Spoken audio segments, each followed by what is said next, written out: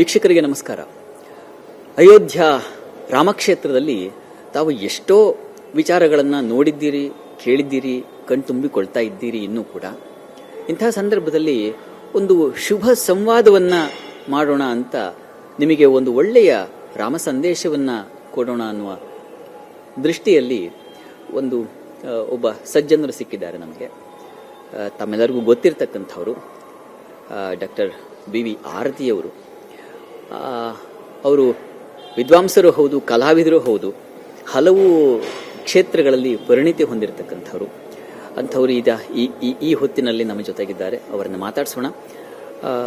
ಅವರ ಮನಸ್ಸಿನಲ್ಲಿರ್ತಕ್ಕಂಥ ರಾಮನ ಚಿತ್ರಣವನ್ನು ತಮ್ಮ ಮುಂದೆ ಇಡುವಂತಹ ಒಂದು ಪ್ರಯತ್ನವನ್ನು ಮಾಡ್ತಾ ಇದ್ದೀನಿ. ನಮಸ್ಕಾರ ಮೇಡಮ್. ನಮಸ್ಕಾರ. ಜೈ ಶ್ರೀರಾಮ್. ತಾವು ಬೆಂಗಳೂರಿನಿಂದ ಇಲ್ಲಿಗೆ ಬಂದಿದ್ದೀರಿ, ರಾಮಕ್ಷೇತ್ರಕ್ಕೆ, ಅಯೋಧ್ಯ ಕ್ಷೇತ್ರಕ್ಕೆ. ಈ ಕ್ಷಣದ ಸಂಭ್ರಮ ಏನು ಮೇಡಮ್? ವರ್ಣನಾತೀತ ಅಂತಷ್ಟೇ ಹೇಳಬೇಕು. ಇದು ಎಷ್ಟು ಆನಂದ ಹೆಪ್ಪುಗಟ್ಟಿದೆ ಮನಸ್ಸಲ್ಲಿ ಅಂದರೆ ಅದಕ್ಕೆ ಶಬ್ದಗಳು ಸಿಗ್ತಿಲ್ಲ. ಎಷ್ಟು ಹೇಳಿದ್ರೂ ಕಡಿಮೆ ಅಂತ ಅನಿಸುತ್ತೆ. ಇದು ನನಗೆ ಅನಿರೀಕ್ಷಿತ ಕೂಡ. ನಾನು ಈ ಕ್ಷಣದಲ್ಲಿ ಈ ರಾಮನ ಪುನಃ ಪ್ರತಿಷ್ಠಾಪನಾ ಮಹೋತ್ಸವದಲ್ಲಿ ಅಯೋಧ್ಯೆಯಲ್ಲಿರ್ತೀನಿ ಅನ್ನೋದು ನನ್ನ ಮನಸ್ಸಿನಲ್ಲೂ ಅಂದ್ಕೊಂಡಿರಲಿಲ್ಲ. ಅದು ಒಂದು ಅನುಗ್ರಹದಂತೆ ಬಂತು. ಹಾಗಾಗಿ ಅದೊಂದು ಸಂತೋಷ. 2 ತಿಂಗಳಿಂದ ನಿಜ ಹೇಳಬೇಕು ಅಂದರೆ ಅಯೋಧ್ಯೆಯಲ್ಲೇ ಇದ್ದೀನಿ. ಮಾನಸಿಕವಾಗಿ ಇನ್ವೈಟ್ ಬಂದಾಗಲಿಂದಲೂ ಇದು ತುಂಬ ಖುಷಿಯಾಗತ್ತೆ. ಎಷ್ಟೋ ಶತಮಾನಗಳ ಒಂದು ಜನರ ಕನಸು, ಎಷ್ಟು ಜನ ಬಲಿದಾನವಾಗಿದ್ದಾರೆ, ಎಷ್ಟು ವ್ರತಗಳು, ಪೂಜೆಗಳು, ತಪಸ್ಸುಗಳು, ಸಂಕಲ್ಪಗಳು, ಹೋರಾಟಗಳು ಕಾನೂನು ರೀತಿಯ ನಡೆದಿವೆ. ಇನ್ನು ಪೂಜೆ ಪುರಸ್ಕಾರಾದಿಗಳು, ಜನರ ಸಂಕಲ್ಪ, ಪ್ರಯತ್ನ, ಹೋರಾಟ, ಪ್ರಚಾರ, ಎಷ್ಟು ಥರ ಒಂದು ಪ್ರಯತ್ನಗಳಿದೆ ಹಿಂದೆ ನಡೆದಿವೆ. ಭಾವನಾತ್ಮಕವಾಗಿ ಮತ್ತೊಂದು ಥರ ಕಾನೂನಾತ್ಮಕ, ಹೌದು, ಎಲ್ಲ ಥರನೂ ಕೂಡ ಲೀಗಲ್ ಆಗಿ ಮತ್ತು ಭಾವನಾತ್ಮಕವಾಗಿ, ಆಧ್ಯಾತ್ಮಿಕವಾಗಿ, ರಾಷ್ಟ್ರೀಯವಾಗಿ, ಸಾಮಾಜಿಕವಾಗಿ. ಏಕೆಂದರೆ ಈ ಮೆಕಾಲೆ ಎಜುಕೇಷನ್ ಅನ್ನುವ ಪಾಯ್ಸನ್ ಏನಿದೆ, ಇದು ನಮ್ಮನ್ನು ನಿರಭಿಮಾನಕ್ಕೆ ತಳ್ಳಿತ್ತು. ಆವಾಗ ಮೆಕಾಲೆ ಶುರು ಮಾಡಿದ್ದೇ ನಮ್ಮನ್ನು ಹಾಳು ಮಾಡೋಕ್ಕೆ, ನಮ್ಮ ದಾಸರನ್ನಾಗಿ ಮಾಡೋಕ್ಕೆ. ಆಗ ರಾಮನನ್ನ ಮೈಥಾಲಜಿ ಅಂತ ಮಾಡಿದ್ರು, ಕೃಷ್ಣನ ಮೈಥಾಲಜಿ ಎಲ್ಲ ಸುಳ್ಳು ಕಟ್ಟಕತೆ ಅಂತ ಮಾಡಿದ್ರು. ಅದೆಲ್ಲ ಆದರ್ಶಗಳು ಇಟ್ ಈಸ್ ನಾಟ್ ಪಾಸಿಬಲ್ ಜೀವನದಲ್ಲಿ ಬದುಕೋಕ್ಕೆ, ಅಥವಾ ಅದು ಗತ ಪ್ರಯೋಜನಾತೀತ, ಔಟ್ ಆಫ್ ಇದು, ಈ ಥರ ಎಲ್ಲ ಶುರು ಮಾಡಿದ್ರು.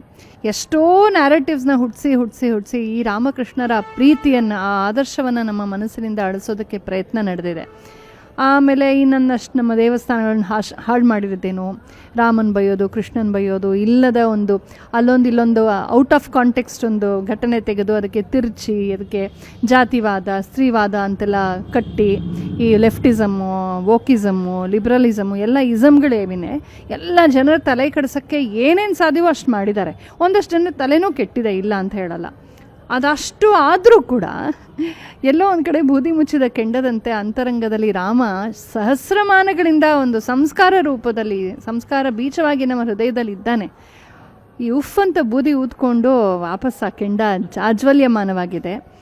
ಪ್ರತಿಯೊಂದು ಹೃದಯ ಇದಕ್ಕೆ ಸ್ಪಂದಿಸ್ತಾ ಇದೆ.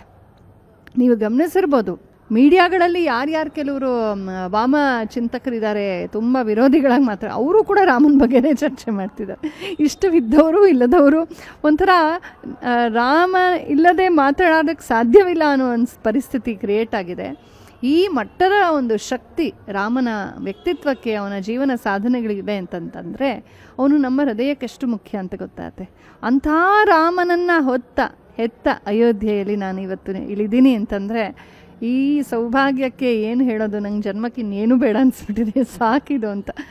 ನಿಜವಾಗ್ಲೂ ಇದು ಅತ್ಯಂತ ಕೃತಾರ್ಥ ಕ್ಷಣ ನನಗೆ. ಹೌದು, ಒಂದು ವಿಚಾರ ಈ ರೀತಿಯಲ್ಲಿ ತಲೆ ಎತ್ತಿದೆ, ನಿಲ್ತಾ ಇದೆ, ಅದು ಪ್ರತಿಷ್ಠಾಪನೆ ಆಗ್ತಾ ಇದೆ ಅಂದರೆ ಅದಕ್ಕೆ ಮೂಲ ಕಾರಣ ವಾಲ್ಮೀಕಿ ಮಹರ್ಷಿಗಳು.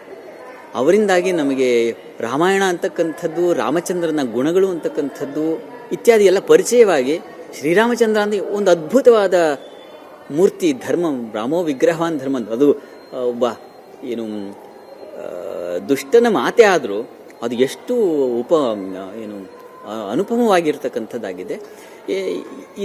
ಇದು ಮೂಲವಾದ ವಾಲ್ಮೀಕಿ ಮಹರ್ಷಿಗಳ ಆ ಒಂದು ಕೊಡುಗೆ, ಆ ಮಹಾಸಾಗರ, ಮಹಾನದಿ, ಅದರ ಬಗ್ಗೆ ಹೇಳೋದಾದ್ರೆ ರಾಮನ ಮಹಾತ್ಮ್ಯವನ್ನು ನಮಗೆ ತಲುಪಿಸಿದವರೇ ವಾಲ್ಮೀಕಿ ಮಹರ್ಷಿಗಳು.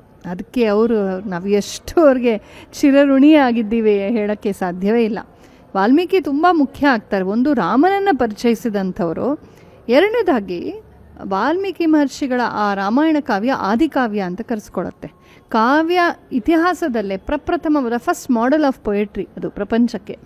ಕಾವ್ಯತ್ವ ಅಂದ್ರೇನು, ಅಲ್ಲಿನ ಅಷ್ಟಾದಶ ವರ್ಣನೆಗಳೇನು, ಒಂದು ಕಾವ್ಯತ್ವದಲ್ಲಿ ಏನೇನು ಇರಬೇಕು ಲಕ್ಷಣಗಳು, ಕಾವ್ಯದಲ್ಲಿ ಶಾಸ್ತ್ರ ಸತ್ವಗಳನ್ನು ಹೆಂಗೆ ಸೇರಿಸ್ಬೋದು, ಉಪಮೆಗಳನ್ನು ಹೆಂಗೆ ಸೇರಿಸ್ಬೋದು, ವ್ಯಕ್ತಿ ಚಿತ್ರಣಗಳನ್ನು ಹೆಂಗೆ ಮಾಡ್ಬೋದು, ಪಾತ್ರ ಚಿತ್ರಣಗಳನ್ನು, ಆಮೇಲೆ ರಸೋದ್ದೀಪನ, ರಸಶಾಂತಿ, ಇದೆಲ್ಲ ಏನೇನು ಕಾವ್ಯ ಪರಿಭಾಷೆಯಲ್ಲಿ ಅಲಂಕಾರ ಶಾಸ್ತ್ರದಲ್ಲಿ ಮಾತಾಡ್ತೀವಿ ಅದಕ್ಕೆಲ್ಲಕ್ಕೂ ಆಕರ ರಾಮಾಯಣ.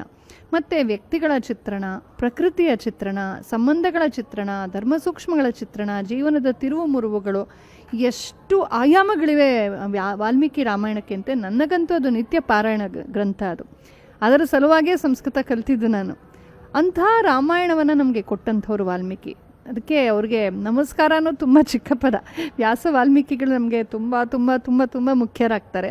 ಬಹುಶಃ ಭಾರತೀಯದ ಪರಂಪರೆ ಉಳಿದಿರೋದೇ ಈ ರಾಮಾಯಣ ಮತ್ತೆ ಇವುಗಳಿಂದ ಅಂತ. ಈ ಹೊತ್ತಿನವರೆಗೂ ನಾವೇನು ಸಂಸ್ಕೃತಿ ಪರಂಪರೆ ಅಂತ ಮಾತಾಡ್ತೀವೋ, ನಮ್ಮ ಸೊಗಸು ಅಂತ ಮಾತಾಡ್ತೀವೋ, ಭಾರತದ ಸೊಗಸು ಇರೋದು. ಇನ್ನೊಂದೇನೆಂದರೆ ಈ ವಾಲ್ಮೀಕಿ ರಾಮಾಯಣ ಏನಿದೆ ಇದೊಂದು ಆಕರ, ಸೋರ್ಸ್ ಥರ. ಇದರ ಸ್ಫೂರ್ತಿಯಿಂದ ನೂರಾರು ರಾಮಾಯಣಗಳು ಬಂದಿವೆ. ಅಧ್ಯಾತ್ಮ ರಾಮಾಯಣ, ಅನಂತ ರಾಮಾಯಣ, ಅದ್ಭುತ ರಾಮಾಯಣ ಅಂತ. ಆಮೇಲೆ ದೇಶ ಭಾಷೆಗಳಲ್ಲಿ ನಮ್ಮಲ್ಲೂ ತರುವೆ ರಾಮಾಯಣ ಇದೆ, ತಮಿಳಲ್ಲಿ ಕಂಬ ರಾಮಾಯಣ ಇದೆ, ತುಳಸಿದಾಸರದು ರಾಮಚರಿತ್ ಮಾನಸ್ ಇದೆ. ಹೀಗೆ ಎಲ್ಲ ಭಾಷೆಗಳಲ್ಲೂ ಬಂದಿವೆ. ಅಂದರೆ ಮೂಲ ವ್ಯಕ್ತಿತ್ವಕ್ಕೆ, ಮೂಲ ಸಂದೇಶಕ್ಕೆ, ಮೂಲ ಕಥಾನಕಕ್ಕೆ ತೊಂದರೆ ಆಗಬಾರ್ದು. ಆ ರೀತಿ ಸಣ್ಣ ಪುಟ್ಟ ಚೇಂಜಸ್ ಮಾಡಿಕೊಂಡು ಅದು ಕಾವ್ಯ ಇದೆ, ಪೊಯಿಟಿಕ್ ಲೈಸೆನ್ಸ್ ಅದು. ಆ ಥರದ್ದು ತುಂಬ ಬಂದಿವೆ.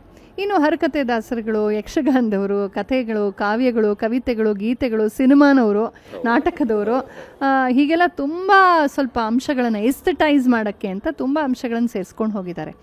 ಇದೆಷ್ಟು ಇದ್ದರೂ ಕೂಡ ಇದೆಲ್ಲಕ್ಕೂ ಆಕರ ವಾಲ್ಮೀಕಿ ರಾಮಾಯಣ. ಸೊ ನಾವೇನಾದ್ರು ರಾಮನ ಬಗ್ಗೆ ವಿಮರ್ಶೆ ಮಾಡಬೇಕು, ವಿಶ್ಲೇಷಣೆ ಮಾಡಬೇಕು, ಅದನ್ನು ಅರ್ಥ ಮಾಡ್ಕೋಬೇಕು, ಅಂತರಾರ್ಥಕ್ಕೆ ತೆಗೆದುಕೋಬೇಕು ಅಂದರೆ ಈ ಕಾವ್ಯತ್ವದ ಅಂಶಗಳನ್ನು ಆಸ್ವಾದಿಸೋದಕ್ಕೆ ಇದೆಲ್ಲ ರಾಮಾಯಣ ಆದರೂ ಕೂಡ ನಮಗೆ ಆ ಒಂದು ಪ್ರೌಢವಾದಂಥ ಅಥೆಂಟಿಕ್ ಸೋರ್ಸ್, ಅಧಿಕೃತವಾದಂಥ ರಾಮನ ಕಥೆ ಅಂತಂದರೆ ಅದು ವಾಲ್ಮೀಕಿ ರಾಮಾಯಣವೇ. ಯಾಕೆಂದರೆ ವಾಲ್ಮೀಕಿ ಮಹರ್ಷಿಗಳೇ ಕಾಂಟೆಂಪ್ರರಿ, ಸಮಕಾಲೀನರು, ರಾಮನನ್ನು ಕಣ್ಣಾರೆ ಕಂಡಂಥವರು. ಕೋನ್ವಸ್ಮಿನ್ ಸಾಂಪ್ರತಂ ಲೋಕೆ ಗುಣವಾನ್ ಕಷ್ಟವೀರ್ಯವಾನ್ ಅಂತ ಶುರು ಮಾಡ್ತಾರೆ. ಸಾಂಪ್ರತಂ ಲೋಕೆ, ಸದ್ಯದ ಕಾಂಟೆಂಪ್ರರಿ ವರ್ಲ್ಡಲ್ಲಿ ಗುಣವಂತನು, ಭಾಗ್ಯವಂತನು, ಶೀಲವಂತನು, ಧೈರ್ಯಶಾಲಿಯು, ಪರಾಕ್ರಮಶಾಲಿಯು, ಸುಂದರನು, ಸುಭಗನು, ಧೈರ್ಯಶಾಲಿಯು, ಪರಾಕ್ರಮಶಾಲಿಯು, ವಿದ್ವಾಂಸನು, ಸಂಗೀತಜ್ಞನು, ರಾಜಧರ್ಮ ಕೋವಿದನು, ಸೌಜನ್ಯಶೀಲನು, ಎಷ್ಟು ಗುಣ, ಇದಿಷ್ಟು ಒಬ್ಬನಲ್ಲಿ ಇರೋಕ್ಕೆ ಸಾಧ್ಯವ ಅಂತ. ಅದು ಯಾವುದೋ ಶೂಟಿಂಗ್ಸ್ ಹಾಕ್ಕೊಂಡ್ರೆ ಕಂಪ್ಲೀಟ್ ಮ್ಯಾನ್ ಅಂತ ಹೇಳ್ತಾರಲ್ಲ, ರಾಮ ಕಂಪ್ಲೀಟ್ ಮ್ಯಾನ್. ಇದು ತುಂಬ ಅದ್ಭುತ. ಇಂತಹ ಸೆಲೆಬ್ರಿಟಿ ನಿಮಗೆ ಪ್ರಪಂಚದಲ್ಲಿ ಸಿಕ್ಕೋದಿಲ್ಲ. ಇದು ಗ್ಲಾಮರಿಂದಲೋ ಮೀಡಿಯಾಯಿಂದಲೋ ಬಂದಿರೋ ಸೆಲೆಬ್ರಿಟಿ ಅಲ್ಲ. ಸ್ವಯಂ ಪ್ರಕಾಶ, ಸೂರ್ಯನಿಗೆ ಟಾರ್ಚ್ ಅಂತ ಹೇಳ್ತಾರಲ್ಲ ಹಾಗೆ ಸೂರ್ಯನನ್ನು ಯಾರೂ ತೋರಿಸ್ಬೇಕಾಗಿಲ್ಲ. ಕ್ಷಣಕಾಲ ಹಿಂಗೆ ಮೋಡ ಮುಚ್ಚಬೋದೇನೋ, ಆದರೆ ಮೋಡ ಕರಗಲೇಬೇಕು. ಹಾಗೆ ಈ ಲೆಫ್ಟಿಸಮು, ಈ ನ್ಯಾರೇಟಿವ್ಗಳು ರಾಮಕೃಷ್ಣರನ್ನು ಮರೆಸಿ ನಮ್ಮನ್ನು ದುರ್ಬಲಗೊಳಿಸಿ ನಮ್ಮ ಸಿವಿಲೈಸೇಷನಲ್ ಮೆಮೊರಿ ಏನಿದೆ, ನಮ್ಮ ಸಾಂಸ್ಕೃತಿಕ ಅಸ್ಮಿತೆ, ನಮ್ಮ ಸಾಂಸ್ಕೃತಿಕ ಸ್ಮರಣೆಯನ್ನು ವಾಶೌಟ್ ಮಾಡೋಕ್ಕೆ ತುಂಬ ಪ್ರಯತ್ನ ಮಾಡಿದ್ದಾರೆ, ಆದರೆ ಆಗಿಲ್ಲ. ಎಷ್ಟು ಯುಗಗಳಿಂದಲೂ ಹರಿದು ಬಂದಂಥ ಈ ವಾಹಿನಿ ಎಂಥ ಪೆಟ್ಟು ಬಿತ್ತಲ್ಲ ಅಂತ ಅನ್ಸುತ್ತೆ. 500 ವರ್ಷಗಳ ಹಿಂದೆ ಎಷ್ಟು ಕೊಡಲಿ ಪೆಟ್ಟು ಬಿತ್ತು ಅನ್ನಂತ. ಅದು ಅಂಥದ್ದು ಆಗ್ಲಿಕ್ಕೆ ಮೂಲಭೂತ ಕಾರಣ ಏನಂತೀರಾ ನೀವು? ನೋಡಿ, ನಾವು ರಾಮನ ಕಾಲದಿಂದಲೂ ಒಂದನ್ನು ಗಮನಿಸಬೇಕು. There was a democracy within ಡೈನಾರ್ಕಿ. ಅಂದರೆ ಒಂದು ರಾಜತಂತ್ರದ ಒಂದು ರಾಜನೇ ರಾಜ ಆಗುವಂಥದ್ದು, ಈ ಥರದ ವ್ಯವಸ್ಥೆ ಒಳಗೂ ಕೂಡ ಪ್ರಜಾತಂತ್ರವಿತ್ತು. ರಾಮ ಪ್ರಜಾಭಿಮತಕ್ಕೆ ಮನಸ್ಸು ಕೊಟ್ಟು ತಾನೇ ಸೀತಾರಾಮರ ವಿಯೋಗವನ್ನು ಆಗಿದ್ದು, ಪ್ರಜೆಗಳ ಅಭಿಮತಕ್ಕೆ ತಾನೆ. ಸೊ ಹಾಗೆ ಪ್ರಜೆಗಳ ಅಭಿಮತಕ್ಕೆ ತುಂಬ ಒಪ್ಪಿತ್ತು. ಆಮೇಲೆ ಅದೇ ರಘುಕುಲದ ಹಿನ್ನೆಲೆಯಲ್ಲಿ ಬಂದಂಥ ಶಾಕ್ಯ ವಂಶ, ಬುದ್ಧ ಹುಟ್ಟಿದ್ನಲ್ಲ, ಅದು ಒಂದು ಡೆಮೋಕ್ರಸಿ, ಗಣತಂತ್ರವಾಗಿತ್ತು. ಅಂದರೆ ನಮಗೆ ಆಕ್ರಮಣ ಆಗಿತ್ತಲ್ಲ, ನೀವು ಸ್ವಲ್ಪ ಈ ನಮ್ಮ ಕಲ್ಹಣನ ರಾಜತರಂಗ ಇತ್ಯಾದಿ ಓದಿದಾಗ Kashmir, north west of India ಆ ಕಡೆ ಎಲ್ಲ ಒಂದು ಪರಸ್ಪರ ಅಂತರ್ಕಲಹಗಳು ಅಂತಃಕಲಹಗಳು ಇದೆಲ್ಲ ಸ್ವಲ್ಪ ಇದ್ವು. ಅದನ್ನು ಅವರು ಅಡ್ವಾಂಟೇಜ್ ತೊಗೊಂಡ್ರು. ಆದರೆ ಒಂದು ತಪ್ಪು ನಾವು ತಿಳ್ಕೊಂಡ್ಬಿಡ್ತೀವಿ ಏನು ಅಂದರೆ, ನಾವು ಯಾರೂ ಹೋರಾಡಲೇ ಇಲ್ಲ, ನಾವೆಲ್ಲ ಸುಮ್ಮನೆ ಕೂತಿದ್ವಿ ಸಿಟ್ಟಿಂಗ್ ಡಕ್, ಸೊ ಅವರೆಲ್ಲ ಬಂದ್ಬಿಟ್ಟು ನಮ್ಮ ಸಾಯಿಸ್ಬಿಟ್ರು. ಖಂಡಿತ ಇಲ್ಲ. ನೋಡಿ, ಸ್ವಲ್ಪ ಯೋಚನೆ ಮಾಡಿ ನೋಡಿ, ಜಗತ್ತಿಲ್ಲ ಎಷ್ಟು ಸಿವಿಲೈಸೇಷನ್ ಇದ್ರು ಜಗತ್ತಿನಲ್ಲಿ, ಅವೆಲ್ಲ ವಾಶೌಟ್ ಆಗಿಬಿಟ್ಟಿವೆ. ಈ ಆಕ್ರಮಣಕಾರರು, ಅರಬಿಂದ ಬಂದಂಥವ್ರು, ಯುರೋಪಿಂದ ಬಂದಂಥವ್ರು, 2 ಪೈಶಾಚಿಕ ಮತಗಳು ಆ ಮೂಲ ಧರ್ಮ ಮತ ಪಂಥಗಳು ಜನಾಂಗಗಳ ಅಸ್ಮಿತೆಯನ್ನು ಸರ್ವನಾಶ ಮಾಡಿಬಿಟ್ಟಿವೆ. ಮೊದಲು ಏನಿತ್ತು ಅಲ್ಲಿ ಅಂತಲೇ ಗೊತ್ತಿಲ್ಲ, ಆ ಮಟ್ಟಕ್ಕೆ ಅದು ಅನಿಹಿಲೇಟ್ ಆಗಿದೆ. ಆದರೆ ನಮ್ಮ ದೇಶದಲ್ಲಿ ಹಾಗಾಗಿಲ್ಲ. ಎಷ್ಟು ಪ್ರಯತ್ನಗಳಾಗಿವೆ, ಇಷ್ಟು ಶತಮಾನಗಳು ಕಳೆದ್ರೂ ನಮ್ಮ ಅಸ್ಮಿತೆಯನ್ನು ರೂಟ್ ಔಟ್ ಮಾಡೋಕ್ಕಾಗಿಲ್ಲ. ಯಾಕೆ ಅಂದರೆ ನಾವು ನಿರಂತರ ಹೋರಾಡಿದ್ದೀವಿ. ನಮಗೆ ಪ್ರಾಣಕ್ಕಿಂತ ನಮ್ಮ ಸುಖಕ್ಕಿಂತ ಧರ್ಮ ಮುಖ್ಯ.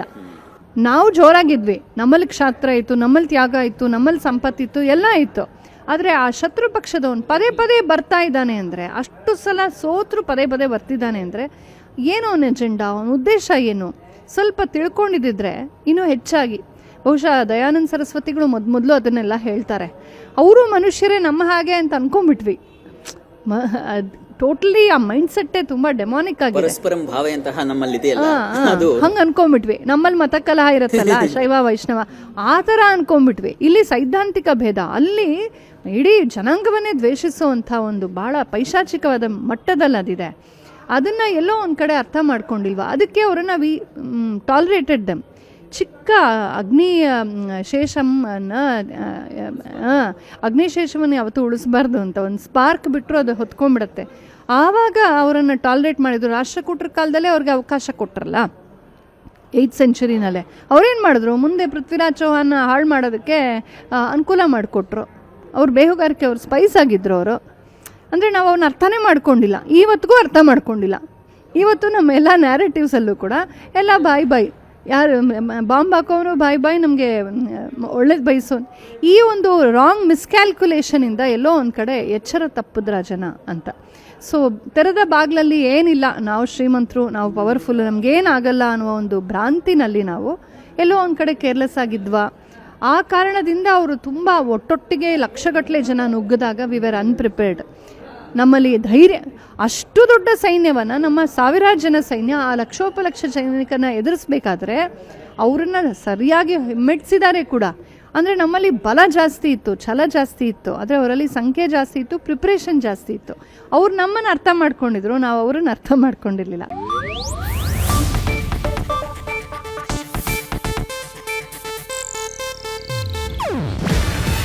ಇದು ಏಷ್ಯಾನೆಟ್ ನ್ಯೂಸ್ ನೆಟ್ವರ್ಕ್ ಪ್ರಸ್ತುತಿ.